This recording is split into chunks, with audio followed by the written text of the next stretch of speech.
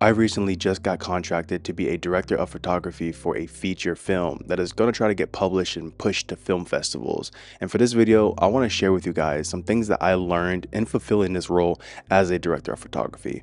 Without further talking, let's just dive right into it. First thing first, what does the director of photography do? Well, as the DP, you're in charge of the entire camera department. It is your job as the DP to properly communicate the director's vision to the entire crew. And it's crucially important to have that proper communication because the director is typically hands off the camera department. Especially speaking for my case, my director on set told me that he doesn't really know much about cameras, that he was relying on my knowledge to get the job done. And it was my job as the DP to properly communicate that vision that the director had to my first AC and my focus puller. So let's just talk about some of the things that I learned being on set. First thing I learned is that time is valuable. When you're on set of these feature films, commercial work, any narrative work, time is the most important thing that you have on set. Time cannot be wasted and you have to follow a strict schedule. And when things fall behind, that's when the tension can rise very quickly. And for me being on this set, I slowly started to see that you really don't have time to be messing up over and over and over again. Every mess up could cost you something very important. And there was times on set where I thought the shot could be improved. I thought the angling could be a little bit better. I thought the exposure just needed to be adjusted just a little bit more.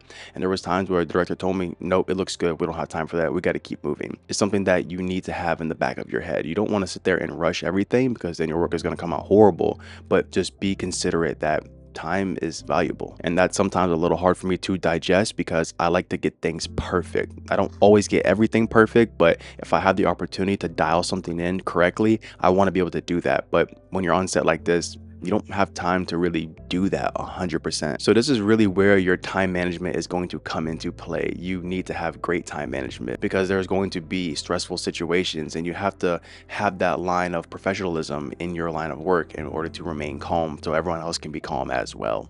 You don't want to be the one who's rational and going crazy on set because you're losing your mind because you're running out of time. Moving on to number 2 is going to be knowing your role. And that's really, really important because if you are the DP for a feature film, you are the DP. You are not a gaffer. You are not a director. You're not a producer. Knowing your role is something very important. I learned that the hard way because there was a specific scene in this feature film where I just didn't think it made sense. I just didn't understand it.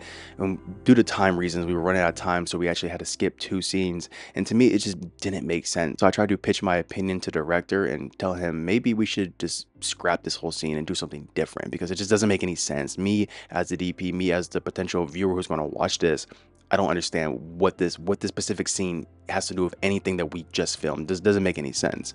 And that was a mistake on my end. That's not something you do. You don't really tell the director how to play his script, you know, but hey, we all live and learn. So that's why I feel like knowing your role is something that you should do. And the director told me over and over again, he said, I'm just a director. I don't know much about cameras. I'm going to stay in my lane. I'm a direct and you just film. And so he understood that, but I didn't understand that. Now, there's nothing wrong with running into a situation or a problem and you are pitching your opinion on how to fix the solution. There's nothing wrong with that. If the director wants to change something, let the director communicate that with you. Don't go out there trying to change the director's entire film. I know it may sound like a no-brainer, but trust me, when you're in the action and when you're actually filming it, it's a whole different story. My next point is going to be you have to be confident in what you know. You can't be on set and the director or the producer asks you a question and you're just like, I don't know. Or if they ask you a question about exposure, you don't really know anything about exposure. You have to be confident in what you know because when you're on set, the director is going to come to you regarding anything related to the camera department. If something happens with the SD card in the camera, the director is going to go to you and ask you, what is a problem? How can we fix this? And you need to know how to fix that. You need to be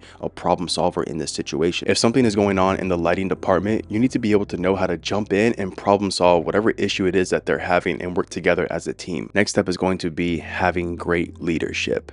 As a DP, you need to be a leader. You are the leader of the pack. You are the person in charge. And if you don't know how to be a good leader, how can anybody look up to you and respect you as a DP? In my opinion, what makes somebody a great leader is someone who has great communication, someone who can handle high stressful situations, someone who has integrity, someone who brings great energy to the entire set, and someone who actually knows what it is that they are talking about. I can't tell you how many times that I've spoken to people who don't know what they're talking about and don't even know what they're doing, but they act like it. That is not a great leader. Being a great leader is not knowing everything, but knowing what it is that you're in charge of.